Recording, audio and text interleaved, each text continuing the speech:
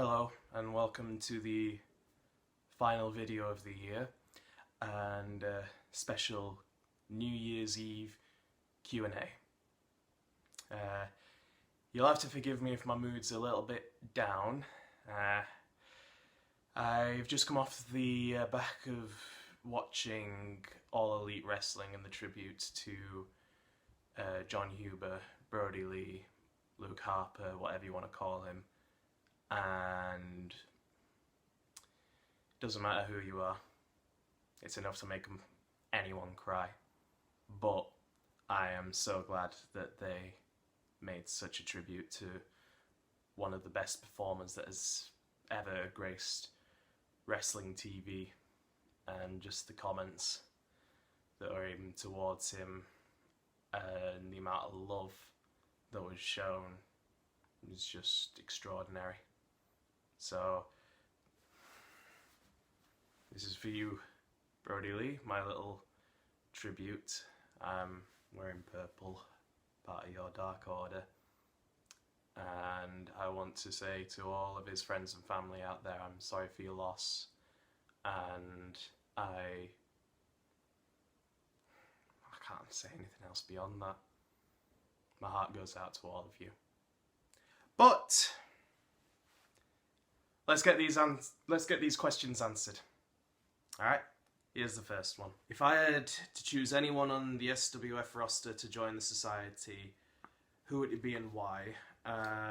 So if I had to think about it, the thing is with the society, the whole story about it is that it preys on people who have insecurities and are being mistreated, possibly, by others, and they're wanting to focus down on the people that they know they can manipulate easily enough, at least in kayfabe. So obviously there's a reason Robert DeCaro is in there. Really wanted him in there, and he was really excited to join us, Nick. And that was the first pick. Who else I'd like to join? Connor Calder, Connor Cage, his in-ring name. I think as it stands right now, he's sort of bordering on, is he a face? Is he a heel? He's on the tweener sort of ratio right now, and I think if he were to be pushed ever so slightly more into the heel domain, I think that would do wonders for his character personally, because then, you know, a year or two down the line, you go, oh, you give him a storyline where he eventually does turn face, and then the crowd will love him even more for it. And that's how you get successful wrestlers. All the best wrestlers who have turned face were originally some of the best heels. And that's why I also think, don't tell the tribal chief, but when he does turn face, people are actually going to cheer him a lot more than they used to boo him when he was originally a face. But yes, who else? I'd say the Black Widow, Catherine. I think we're always looking for diversity in this society, but just as a performer and wrestler overall, I think she'd actually be a perfect fit. She's currently, if we're looking at it honestly, she has very few challenges for the women's title. I think, personally, you still keep the belt with her, but you take her into the men's division, because so far her character has proven that she can beat a lot of the male roster. So why wouldn't she then be eligible, seeing as she's... Yes, there are a couple other individuals that are in SWF, but she's the only one who turns up consistently. So you take her, you throw her in the men's division, and you create storylines from that. She could be the successful Tessa Blanchard. Shots fired, I know, but anyway. There are others, but those are two that I think would benefit the most. I think, to be honest, the fun thing about wrestling is you can spin it so that anyone can join. you could take anyone, and as long as you gave them a good reason, you give them a good character for it, you can get them to do anything. Like, Remus Kane, for example, could have a face turn, but he's not going to just have a face turn like that. You've got to build it up, build it up, build it up, build it up, and then when it finally gets there, that's when it'll all make sense for when it does happen. But, you know, that's my answers for that. Next question. Okay. What are the best and worst parts of modern wrestling?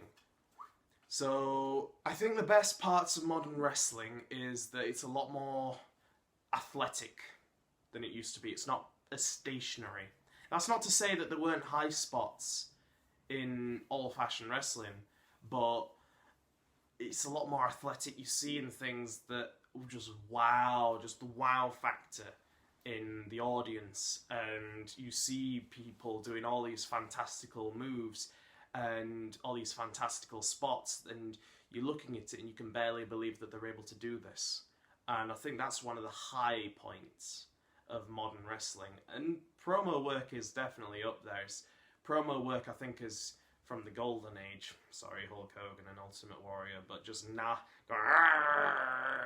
at the camera all the time's a bit cheesy and a bit corny. But now we're seeing a progressional development in the quality of promo work, and that's why we started seeing people like The Rock, Stone Cold, just obliterating the mic every time they picked it up, and then that translated into people like CM Punk further down the line, and now you're getting people like MJF, and you're getting Roman Reigns, who's now one of the best promos out there. And you know, that's another thing that I think has been developed, but I think that's something that's been developed over time. One of the worst parts, I suppose it's not so much of a problem in UK wrestling because it's not as noticeable, but if you look at American wrestling and, hell, look at anywhere outside of the UK, where's chain wrestling gone? Where's proper technical wrestling gone? And I mean getting people in arm bars, getting people in proper lockups and holds, you know.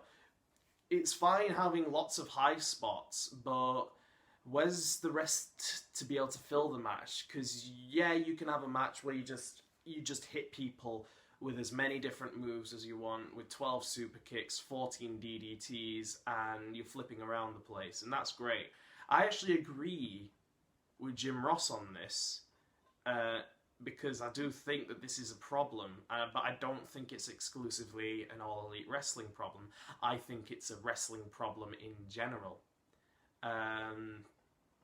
I think you need to maybe cut back a little bit on your spots and your flippy-dippy doodah work, and get people doing more lockups and doing more chain wrestling, and that tells so much more of a story. It's fine if it makes sense for the match, if it just goes straight into people beating the hell out of each other and hitting each other with as many different moves and combinations as possible.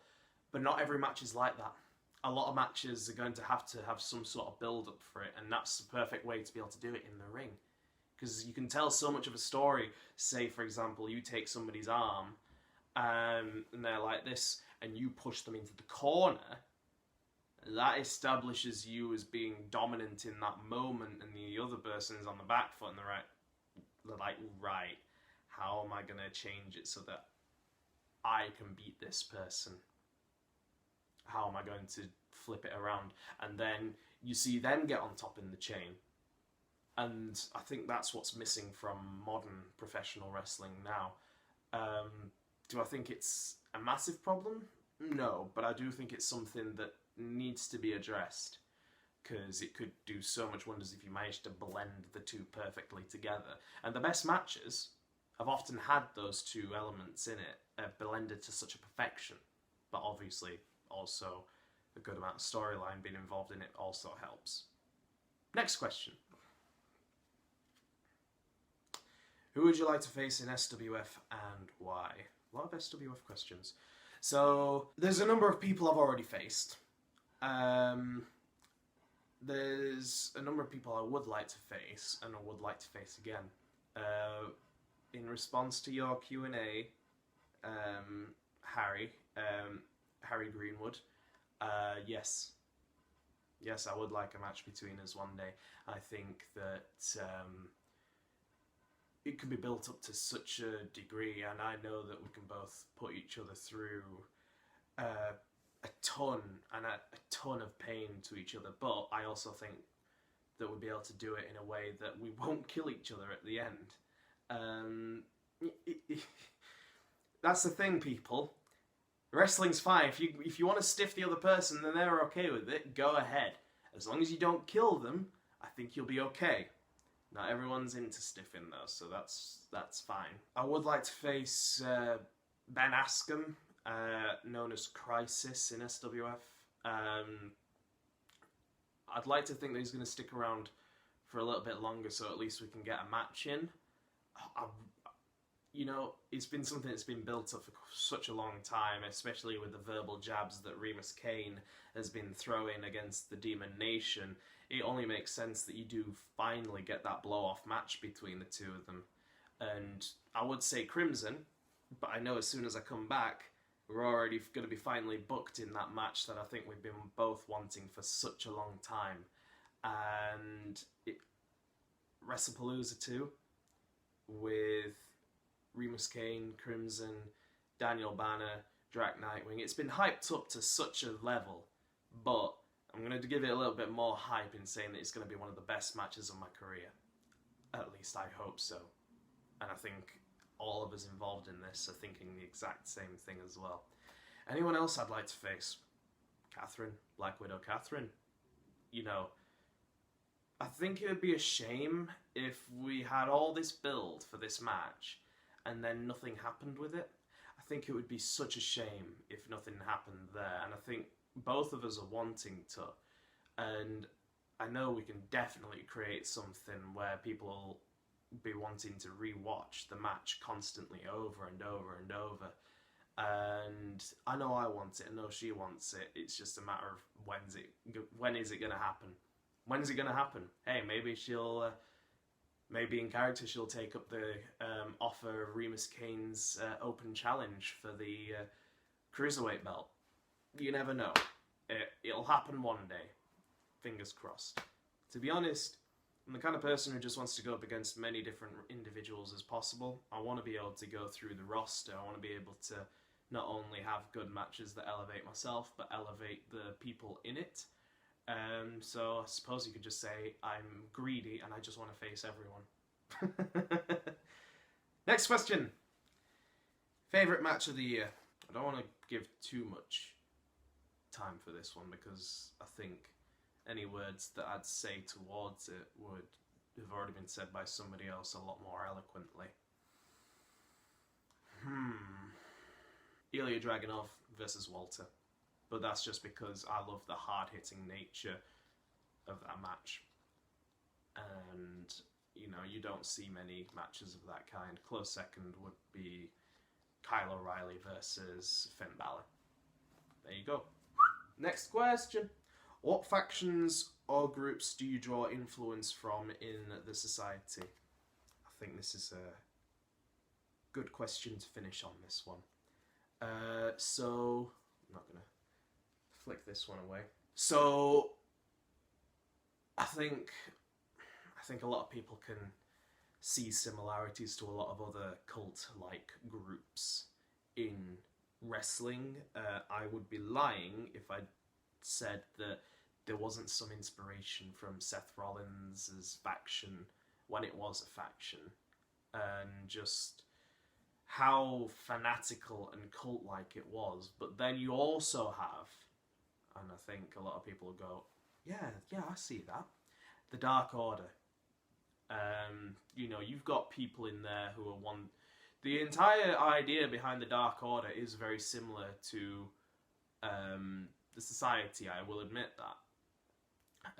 But there are key differences in that the Dark Order, yes, they bring people in and they improve them, and they feed off of their desires and are generally quite horrible to their own. I mean, you only need to look at being the elite and how some of them interact really nice with each other, but then you also see, like, the papers. But yeah, there isn't really any demonic entity in the Dark Order.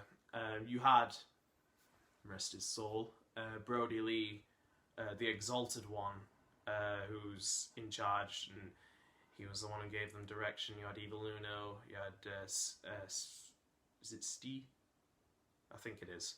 And then you also have, you know, John Silver and the such, Colt Cabana as well. I never would have thought he'd have joined the Dark Order personally, but they've made it make sense, and I can roll with that. But there are key differences with my faction compared to their faction, in that ours does have a demonic entity at the centre of it, and that is Belial, but also all the other crown princes. So you've got Leviathan, you've got Satan himself, you've also got Lucifer. So you've got all four of them, and they all have their influences on the society, and you can see that in how we act and how we always praise them. And also in that one match, there will be more, but in that one match where Belial took over Remus's Kane's body and had that match with Drac Nightwing that he won.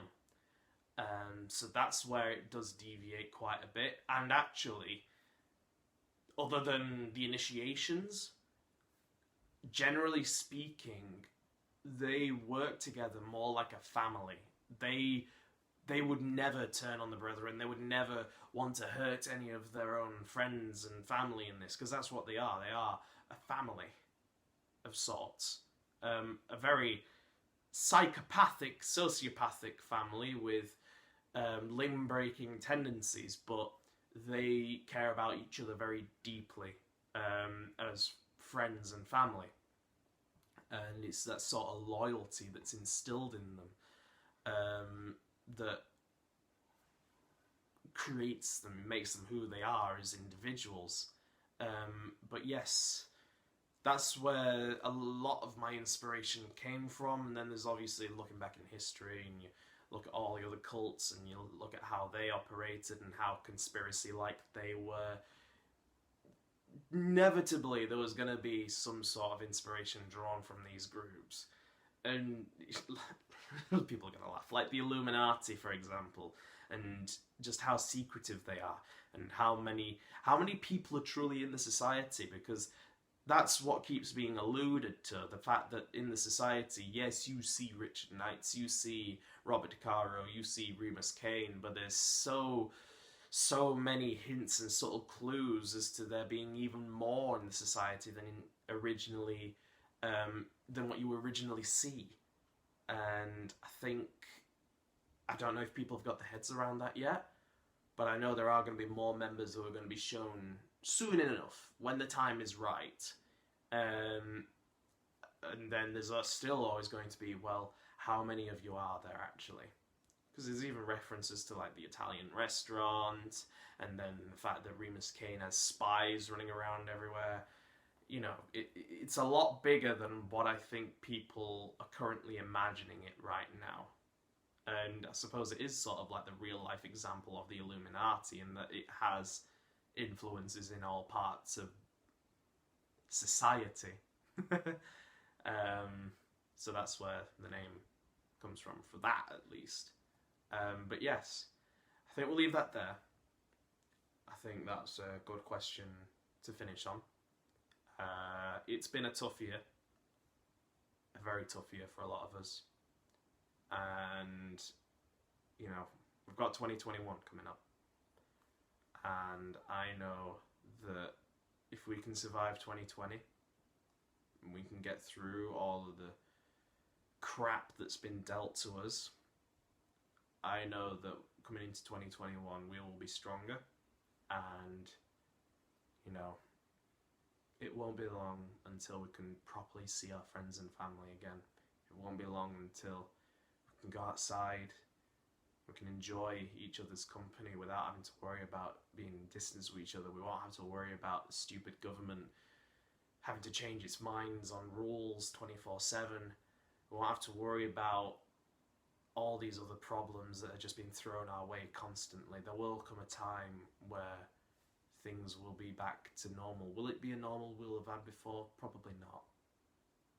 But I think at this point we'd much rather have that than the hands we're being dealt with right now. And for all of you out there listening, stay strong. Stay strong. Stay committed. It won't be long and then we'll be out of this.